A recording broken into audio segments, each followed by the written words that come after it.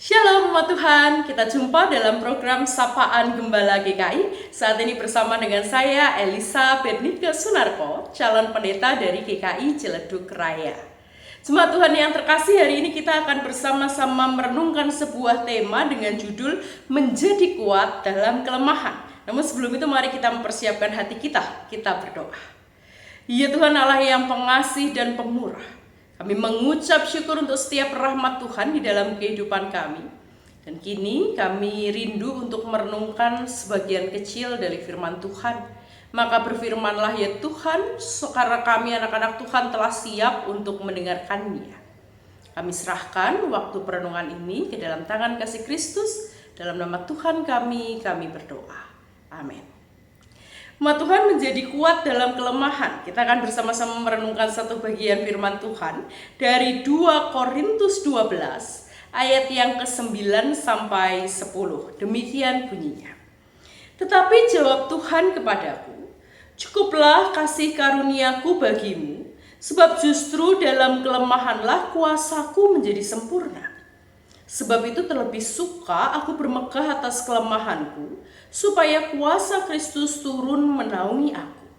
Karena itu aku senang dan rela di dalam kelemahan, di dalam siksaan, di dalam kesukaran, di dalam penganiayaan dan kesesakan oleh karena Kristus. Sebab jika aku lemah, maka aku kuat.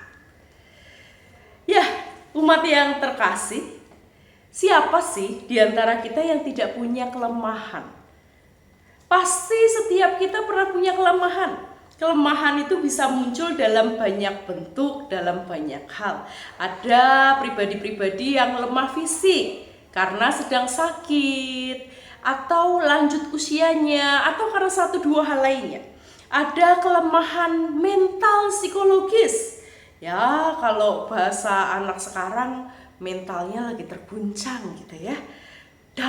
Lagi down perasaannya. Ada kelemahan materi, sedang bergumul dalam hal materi, dan banyak jenis kelemahan lainnya yang mungkin kita temui di dalam kehidupan kita. Tapi pernahkah kita melihat, sama seperti Paulus melihat, bahwa di dalam setiap kelemahan kita, maka di situ ada kekuatan Kristus yang menopang kehidupan kita senantiasa.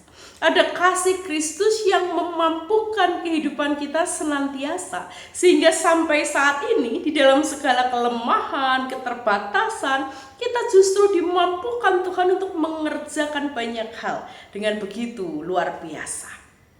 Konon ada sebuah perkataan yang mengatakan demikian, umat Tuhan. Apa yang Anda pikirkan menentukan siapa Anda. Anda adalah apa yang Anda pikirkan. Menurut perkataan ini tadi, maka bagaimana kita berpikir tentang keadaan kita mempengaruhi hasil akhir dari diri kita. Kalau kita selalu berpikir tentang yang negatif tentang kehidupan kita, maka resultnya, hasil akhirnya juga negatif, juga sesuatu yang jelek. Belum lagi, bukan cuma pikiran kita, tapi kita hidup di dalam komunitas yang kadang juga memunculkan banyak stigma, banyak cap yang diletakkan di dalam diri kita. Banyak penilaian negatif yang kadang diberikan orang ke dalam diri kita. Jadi sudah kita suka mikir yang jelek-jelek gitu ya. Lalu orang-orang juga mengatakan sesuatu yang jelek tentang kita. Dan semua itu yang kita serap di dalam kehidupan kita. Betapa bahayanya kalau kita sungguh-sungguh hidup seperti itu. Maka kelemahan, kekurangan yang seharusnya menjadi tempat Allah menunjukkan karya kasihnya sedemikian rupa, justru bisa menjadi lubang yang semakin dalam, yang justru membuat kita semakin jatuh dan terpuruk. Pikiran kita, penilaian orang bisa memperdalam semuanya ini. Nah, hari ini saya mau mengajak kita melihat dan belajar dari Paulus. Lihat, Paulus adalah seorang penginjil yang sangat hebat, betul ya? Hampir begitu banyak surat-surat di dalam perjanjian baru, itu surat yang Paulus tulis kepada jemaat-jemaatnya. Maka karir, dalam tanda kutip ya, karya Rasul Paulus tidak perlu kita ragukan lagi. Begitu luar luar biasa. Tapi perhatikan, sebagai seorang yang hebat dan dipakai Tuhan secara luar biasa, Paulus juga punya kelemahan. Menghadapi kelemahan, menghadapi persoalan, menghadapi tantangan, menghadapi penderitaan. Contohnya, ketika Paulus harus dipenjara, ketika Paulus harus dianiaya, ketika Paulus harus disiksa, ditindas karena kabar Injil yang dibagikannya pada dunia. Bagi Paulus, siapa dia bukan ditentukan dari bagaimana orang-orang di sekitarnya memperlakukan dia, menilai dia, atau mengatakan sesuatu tentang dia. Bukan. Bagi Paulus, siapa dia? Paulus sadar bahwa siapa dia ditentukan dari besarnya karya Allah di dalam hidupnya. Dan semakin Paulus menyadari bahwa dia adalah pribadi yang terbatas, semakin Paulus menyadari bahwa dia penuh dengan kelemahan, maka semakin juga Paulus melihat betapa Allah berkarya secara luar biasa di dalam kehidupan Paulus. Paulus semakin menyadari bahwa dirinya tidak ditentukan oleh pikiran dan omongan orang.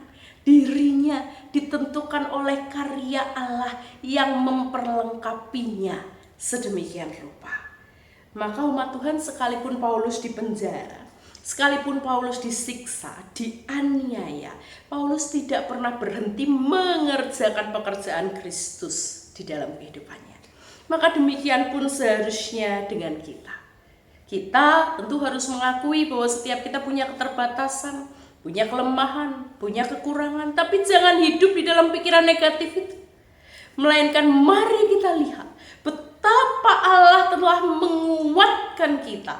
Kristus telah menopang kita justru dalam segala kelemahan ketidakmampuan kita.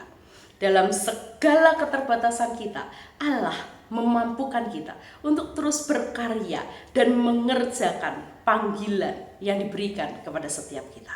Selamat menjadi kuat, karena dalam kelemahan kita dikuatkan. Tuhan memampukan setiap kita.